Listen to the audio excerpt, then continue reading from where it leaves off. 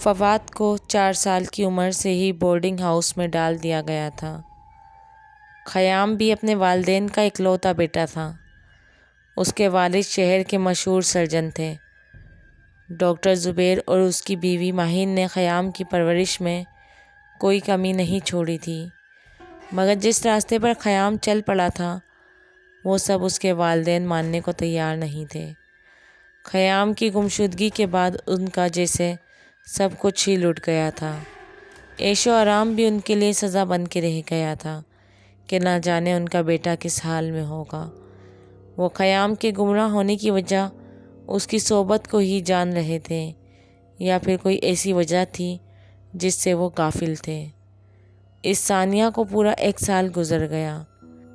کسی کے جانے کے بعد معمولات کے کام نہیں رکتے۔ وقت کے بے لگام گھوڑے پر سواری کرنا ہی پڑتی ہے۔ وقت غموں اور خوشیوں کے لمحوں کو سینچتا ہوا نہ جانے کب گزر گیا۔ آنکھوں سے بہنے والے اشک نہ جانے کیسے تھم گئے۔ کسی کے نام سے دھڑکنے والے دل کسی کے بغیر بھی دھڑکتے رہے۔ یہ ساری گہما گہمی اس سناٹے کو ختم نہ کر سکی جو اکلوتی اولاد کے جانے کے بعد گھروں میں ٹھہر گیا۔ امیدیں مایوسی میں بدل گئیں، کوششیں دم توڑ گئیں۔ 4 گھروں کا عمر بھر کا خزانہ لٹ گیا۔ رات کے سناٹے میں جب سب لوگ گہری نیند سو رہے تھے، جب رات کی سیاہ زلفوں پر جگمگاتی روشنیاں ٹمٹمانے لگی تھیں، تب شہر کا ایک حصہ اندھیرے میں ڈوبا ہوا تھا، جہاں زندگی کا سورج طلوع نہیں ہوتا، جہاں موت کا راج ہے، جہاں مردہ جسم تو ابدی نیند سو رہے ہیں مگر ان کی ارواح اسی قبرستان میں بھٹک رہی ہیں۔ کوئی اہل دل سنے تو روح فرسا سناٹے میں کسی کے سسکنے کی یا غموں میں ڈوبے کینکوں کی صدائیں سنائی دیتی ہیں، جسے کوئی عثمان پر ہنس رہا ہو جو اسے اپنی زندگی پر تھا۔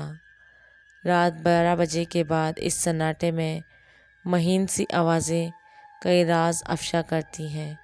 کئی قبروں کے کتبے نہیں ہیں اور کئی قبریں نیست و نابود ہو چکی ہیں۔ اسی اندوہناک وادی میں کسی کے قدموں کی چاپ سنائی دیتی ہے۔ قدموں کی آہٹ واضح ہوتی جا رہی ہے مگر کوئی وجود نمایاں نہیں ہوتا۔ پھر انتہائی پرانی خستہ حال قبروں کی طرف کوئی بڑھتا ہے۔ رات کی سیاہی میں اس کا سراپا وجود بہت مدھم تھا۔ اس نے دیا جلایا تو اس سیاہ پوش کا معمولی سا خاکہ دکھائی دیا۔ اس نے جلا ہوا چراغ اس پرانی قبر کے قریب رکھ دیا۔ اسی طرح اس نے چراغ دوسری قبر کے قریب کر دیا۔ 2 زانوں بیٹھ گیا اور کسی منتر کا جاپ کرنے لگا۔ وہ تقریباً آدھا گھنٹہ اسی کیفیت میں رہا، پھر وہ وہاں سے چلا گیا۔ اس کے جانے کے 20 منٹ کے بعد وہ دونوں قبریں ایک دھماکے کے ساتھ پھٹیں، جن قبروں میں ڈھانچے بھی گل سڑ چکے تھے۔ ان میں سے جیتے جاگتے انسانوں کے سے وجود نمایاں ہوئے اور پھر ان کے منخنی وجود ہوا میں تحلیل ہو گئے۔ حوریہ کے والد توقیر کے دوست کی جوان بیٹی کا انتقال ہو گیا۔ حوریہ کی والدہ رخسانہ تعزیت کے لیے ان کے گھر گئیں۔ میت صحن کے وسط میں رکھی ہوئی تھی۔ لڑکی کی ماں اور بہنیں رو رو کے بے حال ہو رہی تھیں۔ رخسانہ نے انہیں دلاسا دینے کی بہت کوشش کی مگر وہ غم سے نڈھال تھیں۔ رخسانہ میت کے قریب بیٹھ گئی۔ اس نے مری ہوئی لڑکی کا چہرہ دیکھا تو ایک تکلیف دہ احساس نے اس کا سینہ چیر کے رکھ دیا۔ اسے حوریہ کا خیال آیا کہ نہ جانے وہ زندہ بھی ہے یا نہیں۔ وہ پھوٹ پھوٹ کر رونے لگی۔ اس نے ممتا کے پیار سے بھری آنکھوں سے اس لڑکی کی طرف دیکھا اور اپنا ہاتھ اس کی پیشانی پر رکھ دیا۔ اس کی نظریں اس لڑکی کے چہرے پر ٹھہر گئیں۔ رخسانہ کو محسوس ہوا کہ لڑکی کے سر نے حرکت کی ہے۔ اس کے جسم میں تھڑتھڑاہٹ دوڑ گئی۔ اس نے خوفزدہ ہو کے اپنا ہاتھ پیچھے کر لیا۔ مردہ لڑکی نے اپنے اکڑے ہوئے چہرے اور ساخت آنکھوں کے ساتھ رخسانہ کی طرف دیکھا۔ اس کی سرد آنکھیں رخسانہ کے چہرے پر گڑی ہوئی تھیں۔ اس کے خشک سلیٹی مائل لبوں میں جنبش ہوئی۔ وہ حوریہ کی آواز میں بولی، مما، کہاں ڈھونڈو گی مجھے؟ زندوں میں یا مردوں میں؟ آسمان میں یا زمین میں؟ جس کے ساتھ ہی جھٹکے سے اس نے اپنا سر سیدھا کر لیا۔ رخسانہ کے جسم پر کپ کپی طاری ہو گئی، وہ چیخنے لگی، حوریہ کہاں ہو تم؟ اس نے مجھ سے حوریہ کی آواز میں بات کی ہے۔ وہ لاش کے قریب ہونے لگی تو دو عورتوں نے اسے پکڑ لیا۔ بیٹی کی جدائی نے اس کا دماغ پہ اثر ڈال دیا ہے۔ ہم سب یہاں بیٹھے ہیں اور یہ کہہ رہی ہے کہ میت نے اس سے بات کی ہے۔ رخسانہ رو رو کے بتانے لگی، میرا یقین کریں اس نے مجھ سے حوریہ کی آواز میں بات کی ہے۔ لڑکی کی ماں نے رخسانہ کی حالت دیکھی تو توقیر کو بلا لیا۔ توقیر رخسانہ کو اٹھانے لگا، وہ لاش کے پاس جم کے بیٹھ گئی۔ میں یہاں سے نہیں جاؤں گی۔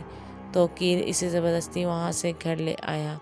گھر آنے کے بعد بھی وہ یہی کہتی رہی کہ میت نے اس سے بات کی تھی، مگر کوئی بھی اس کی بات ماننے کو تیار نہیں تھا۔ حوریہ کی والدہ رخسانہ اس واقعے کے بعد بہت خوف زدہ ہو گئی۔ عجیب عجیب سے وہمیں اس کے سینے پر خنجر گھونپنے لگے۔ ایک روح ہی مردہ جسم میں سرایت کر سکتی ہے، نہ تو مردہ بول سکتا ہے اور نہ ہی ایک زندہ انسان مردے میں سرایت کر سکتا ہے۔ کہیں میری حوریہ، اس خیال سے وہ کانپ اٹھی، نہیں میری حوریہ کو کچھ نہیں ہو سکتا، وہ ضرور واپس آئے گی۔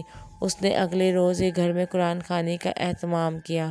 قرآن خوانی میں اس نے وشا، فواد اور خیام کے گھر والوں کو بھی بلایا۔ وشا کے گھر سے کوئی نہیں آیا، مگر خیام اور فواد کے گھر سے ان دونوں کی والدہ آئی تھیں، جو خود غم سے نڈھال تھیں۔ وہ بھی اس مذہبی تقریب میں شامل ہو کے اپنے غموں کا مداوع کرنے لگیں۔ درس دینے والی عورت قرآن پاک کی آیتوں کے ترجمے کی تفسیر کرتے ہوئے عورتوں کو سنت رسول صلی اللہ علیہ وسلم پر عمل کرنے کی ہدایت دے رہی تھی۔ اس کے درس کا موضوع فانی زندگی سے جب ابدی زندگی کی طرف گیا تو وہ موت کے بعد کے تلخ حقائق بیان کرنے لگی۔ فواد کی والدہ ایمن اور خیام کی والدہ ماہین تو زاروں قطار رو رہی تھی، خوف میں بس پردہ ایک احساس جسے ان کا دل ماننے کو تیار نہیں تھا انہیں رلا رہا تھا۔ ایسی ہی حالت رخسانہ کی بھی تھی۔ درس ختم ہوا تو وہ تینوں رخسانہ، ایمن اور ماہین درس دینے والی خاتون کے پاس جا بیٹھی۔ عورت نے ان تینوں کی طرف بغور دیکھا، کیا بات ہے آپ تینوں بہت پریشان لگ رہی ہیں۔ رخسانہ نے اس باری بات بتائی اور اس واقعے کا ذکر کیا جو اس سے گزشتہ دنوں پیش آیا۔ ان کی ساری بات سننے کے بعد عورت سوچ میں پڑ گئی۔ آپ تینوں کی باتیں بہت حیران کن ہیں، مگر ہونے کو تو کچھ بھی ہو سکتا ہے۔ آپ کے کہنے کے مطابق آپ کے بچے کالے جادو کی طرف راغب تھے۔ پولیس کی انتھک کوشش کے باوجود ان کا کچھ پتہ نہیں چلا۔ پولیس کے ذریعے تو ان کی تلاش جاری ہے، ہو سکتا ہے کہ ان کے لاپتہ ہونے میں کالے جادو کا ہی چکر ہو۔ عملیات کا توڑ عملیات سے ہی کیا جاتا ہے، آپ ان کا حساب نکلوائیں۔ میں آپ کو ایک عامل کا ایڈریس لکھ دیتی ہوں، وہ بہت قابل ہے، لیکن آپ کو شہر سے باہر جانا ہوگا۔ رخسانہ گلوگیر لہجے میں بولی، ہم ہر جگہ جانے کو تیار ہیں، ہمارے بچے مل جائیں۔ ایمن نے عورت کے ہاتھ سے ایڈریس کی پرچی لی، ہم تینوں وہیں ان کے پاس جائیں گے۔ میں نے تو اپنے خاوند کو کئی بار کہا، مگر انہوں نے اس چیز کو تو حماد پرستی اور شرک کا نام دے دیا۔ عورت مؤدبانہ انداز میں بولی، بی بی یہ فقیر تو وسیلے ہیں جو قرآن پاک کی آیتوں کے ذریعے کالے علوم کا توڑ کرتے ہیں۔ آپ جلد ہی اس بزرگ سے رابطہ کریں، میں آپ تینوں کے لیے دعا کروں گی، انشاءاللہ آپ کے بچے خیریت سے گھر واپس آ جائیں گے۔ آپ امید کا دامن نہ چھوڑنا، مایوس بننے کام بگاڑ دیتی ہے۔ بس درود شریف کے ساتھ اللہ الصمد کی تسبیح کا ورد کرتی رہیں۔ لیکن ایک بات میں آپ سے ضرور کہوں گی، اولاد کو اخلاقی تعلیم والدین دیتے ہیں۔ والدین کو اپنے بچوں کی ہر عادت، نظر اور روزمرہ کے معمولات پر نظر رکھنی چاہیے، ان کی ترجیحات کا بھی دھیان دینا چاہیے۔ جرم وہاں ہوتا ہے جہاں محرومی ہوتی ہے اور بری سوچ ان کے ذہنوں میں آ جاتی ہے جہاں خلا ہوتی ہے۔ اپنے بچوں کو سمجھنے کی کوشش کرنی چاہیے۔ وہ تینوں سر جھکائے خاموشی سے عورت کی باتیں سنتی رہیں۔ آپ ہمارے لیے دعا ضرور کیجیے گا، رخسانہ نے کہا۔ ڈاکٹر زبیر ہاسپٹل سے تقریباً 11 بجے گھر آئے۔ ملازمہ نے دروازہ کھولا زبیر عقبی دروازے سے لاؤنج میں آ گیا۔ ماہین ہمیشہ اس کا لاؤنج میں ہی انتظار کرتی تھی۔ لاؤنج میں اندھیرا تھا، بس فینسی لائٹ کی ملگجی سی روشنی مدھم سی پھیلی ہوئی تھی۔ ماہین بھائی کہاں ہو؟ وہ ماہین کو پکارتا ہوا بیڈ روم تک چلا گیا۔ ماہین بیڈ روم میں نہیں تھی۔ وہ دوبارہ لاؤنج میں آ گیا۔ اس نے لائٹ آن کی تو ماہین اپنی ٹانگیں سکیڑے صوفے پر براجمان تھی۔ زبیر نے حیرت سے اس کی طرف دیکھا، پھر وہ اس کے قریب بیٹھ گیا۔ ماہین نے اپنا چہرہ دوسری طرف موڑ لیا۔ وہ زبیر سے اپنے آنسو چھپانے کی کوشش کر رہی تھی۔ زبیر نے اس کا چہرہ دھیرے سے اپنی طرف کیا۔ یہ کیا تم رو رہی ہو اور اس طرح اندھیرے میں کیوں بیٹھی ہو؟ ماہین نے اپنی بھیگی ہوئی آنکھیں زبیر کی آنکھوں میں گاڑ دی۔ یہی ہم دونوں کی زندگی کی حقیقت ہے۔ ہماری زندگیاں اندھیروں میں ڈوب گئی ہیں۔ ہمارے گھر کا چراغ کہاں ہے؟ ماہین زبیر کے شانوں سے لگ کر پھوٹ پھوٹ کر رونے لگی۔ زبیر کی بھی آنکھیں بھر آئیں۔ میں نے اسے کہاں کہاں نہیں ڈھونڈا۔ میں اور کیا کر سکتا ہوں؟ یہ آزمائش ہے خدا کی طرف سے، مگر مجھے یقین ہے کہ میرا بیٹا زندہ ہے۔ وہ انشاءاللہ ضرور واپس آئے گا۔ آپ نے جو کرنا ہے آپ کریں، مگر میں کسی بزرگ سے حساب نکلوانا چاہتی ہوں۔ آپ نے کئی طریقوں سے انہیں ڈھونڈا ہے، میں چاہتی ہوں کہ میں ان طریقوں سے بھی انہیں تلاش کریں۔ ماہین نے اپنے دل کی بات کہی۔ زبیر نے ماہین کے شانوں پر ہاتھ رکھے۔ اگر تم خیام اور اس کے دوستوں کو روحانی طریقوں سے ڈھونڈنا چاہتی ہو، تم عبادت کرو جتنی ہو سکے۔ ہمیں خدا کی ذات سے امید کی ڈوری باندھے رکھنی چاہیے۔ یہ پیر فقیر ایسی ایسی باتیں کہہ دیتے ہیں جو ہم برداشت نہیں کر سکیں گے۔ ماہین نے زبیر کا ہاتھ تھام لیا۔ آپ یہ ساری باتیں چھوڑیں۔ میں نے فیصلہ کیا ہے کہ میں، رخسانہ اور ایمن ہم تینوں بزرگ کے پاس جائیں گی۔ زبیر نے اس کے ہاتھ کو اپنے دونوں ہاتھوں سے تھام لیا۔ ٹھیک ہے، اگر اس طرح تمہیں تسلی ہوتی ہے تو چلی جانا۔ ایمن اور رخسانہ نے بھی اپنے اپنے خاوند سے بات کر لی تو کیر ان تینوں کے ساتھ جانے کے لیے رضامند ہو گیا۔ جمعے کے روز وہ چاروں فجر کی نماز کے بعد فوراً سفر پر روانہ ہو گئے۔ وشا کی والدہ گھر پر نہیں تھی۔ ظفر ایک روز پہلے ہی بیرون ملک سے لوٹا تھا۔ اس نے ملازمہ سے چائے بنانے کو کہا اور بک شیلف سے بک ڈھونڈنے لگا۔ اسے چند شاعری کی بکس نظر آئیں۔ اس کی آنکھوں کے سامنے وشا کا چہرہ آ گیا۔ یہ کتابیں وشا کی تھیں۔ اس نے ان میں سے ایک کتاب اٹھائی اور باہر لان میں بیٹھ گیا۔ ملازمہ چائے باہر لان میں آئی۔ اس نے چائے میز پر رکھی اور اندر چلی گئی۔ ظفر نے کتاب کھولی اور پڑھنے لگا۔ اس کتاب میں رومانٹک شاعری تھی۔ وہ صفحات پلٹ رہا تھا کہ کتاب سے کچھ نکل کر اس کے قدموں میں گرا۔ وہ غالباً کسی کی تصویر تھی۔ ظفر نے وہ تصویر اٹھائی۔ ساحل، وشا کی بک میں ساحل کی تصویر۔ اس نے تصویر کے پیچھے دیکھا تو وشا نے اپنی ہینڈ رائٹنگ میں ساحل کے لیے غزل لکھی ہوئی تھی۔ ظفر نے تذبذب سے کیفیت میں تصویر واپس کتاب میں رکھ دی۔ اس کا مطلب ہے کہ وشا میری بہن کے بیٹے ساحل کو پسند کرتی تھی، مگر اس نے کبھی مجھے کیوں نہیں بتایا؟ میری بیوہ بہن بہت غریب ہے، تو کیا ہوا میں وشا کے لیے ساحل کو قبول کر لیتا؟ وہ تو ویسے بھی CSS کے امتحان کی تیاری کر رہا ہے۔ مگر اس کے ذہن کے کسی کونے سے کوئی سرگوشی آئی کہ ایسی باتیں تو بیٹیاں ماؤں سے کرتی ہیں۔ ظفر کا دل تیزی سے دھڑکنے لگا۔ عجیب سی گھبراہٹ سے اس کا سر چکرانے لگا۔ کاش میں اپنی بیٹی کے قریب ہوتا تو یہ بات ضرور جان لیتا۔ اس نے چائے ایسے ہی چھوڑ دی اور تیزی سے گاڑی کی طرف بڑھا اور گاڑی لے کر پورچ سے نکل گیا۔ شہر کے پرانے علاقے کی ٹوٹی پھوٹی بوسیدہ گلیوں میں گاڑی چلاتے ہوئے وہ سوچ رہا تھا کہ وہ ان گلیوں میں شاید 5 سال کے بعد آیا ہے۔ پیسہ اور چھوٹی جھوٹی شان و شوکت کی دیوار ان بہن بھائیوں میں حائل رہی۔ وشا کی گمشدگی کا سن کر وہ تڑپ کے رہ گئی تھی۔ کتنے ہی چکر بھائی کے گھر کے لگائے، مگر اب غم کے کسی شکنجے میں وہ بے اختیار بہن کے گھر کی طرف بڑھ رہا ہے۔ اینٹوں پر سیمنٹ کی لپائی سے بنے پرانے گھر کے قریب اس نے گاڑی روکی۔ ٹین کی پتلی چادر سے بنے دروازے پر دستک دی۔ اندر سے نسوانی آواز بھری، کون؟ میں ہوں، ساحل کی بہن رضا نے ماموں کی آواز پہچان لی اور جھٹ سے دروازہ کھول دیا۔ ظفر نے آگے بڑھ کر اس کے سر پر پیار دیا۔ وہ دوڑتی ہوئی اندر بھاگی۔ امی جان، دیکھیے کون آیا ہے۔ رات کچن سے باہر نکلتے ہوئے دوپٹے سے ہاتھ پونچھتی ہوئی باہر آئی۔ کون آیا ہے؟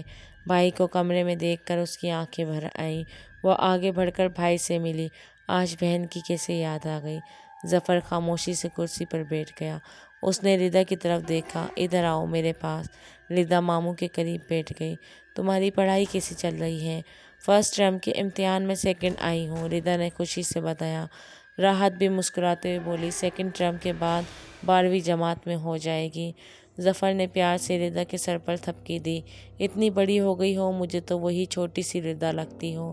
وشا کا کچھ پتہ چلا؟ راحت کے چہرے پر یکلخت سنجیدگی چھا گئی۔ ظفر نے سر جھکا لیا۔ نہ جانے تمہارے بھائی سے ایسی کون سی خطا ہوئی ہے جس کی اسے یہ سزا ملی ہے۔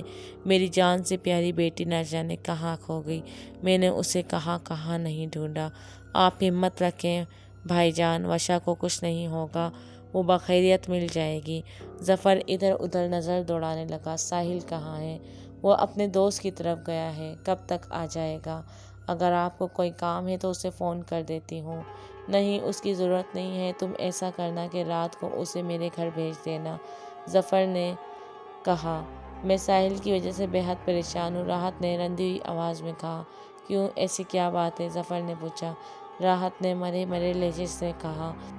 میرا بیٹا بہت خوش مزاج تھا، اس کی زندگی کے معمولات زندہ دلی سے بھرپور تھے، مگر 1 سال ہونے کو ہے ساحل پہلے جیسا نہیں رہا، بالکل بدل گیا ہے۔ چپ سی لگ گئی ہے اسے، ایسا حال ہو گیا ہے جیسے اس کی کوئی چیز کھو گئی ہو۔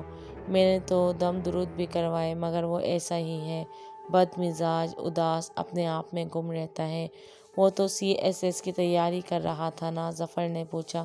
راحت نے لمبی آہ بھری۔ پتہ نہیں کیسے پڑھتا ہے، مجھے نہیں لگتا کہ وہ تعلیم کی طرف دھیان دے پا رہا ہے۔ تم رات کو اسے میرے پاس بھیجنا، میں اس سے بات کروں گا۔ وہ ایسا کیوں کر رہا ہے؟ اسے کیا پریشانی ہے؟ یہ کہہ کر وہ اٹھنے لگا۔ آپ مجھے اجازت دیں۔ یہ کیا بھائی جان، آپ نے تو کچھ کھایا پیا ہی نہیں۔ ردا نے چولہے پر چائے رکھی ہے، آپ چائے تو پی کر جائیں۔ پھر راحت ردا سے مخاطب ہوئی۔ جا جلدی سے ماموں کے لیے چائے بنا کر لاؤ۔ ردا پھرتی سے کچن میں گئی اور چائے کے ساتھ بسکٹ لے آئی۔ بھابھی ٹھیک ہے؟ راحت نے پوچھا۔ ہاں وہ ٹھیک ہے، لیکن تمہارا بھائی پچھتاوے کے ایسے کرب سے گزر رہا ہے کہ رات بھر نیند نہیں آتی۔ راحت سر جھکائے خاموشی سے سب سن رہی تھی، جیسے اس صورتحال کا اسے پہلے سے اندازہ ہو۔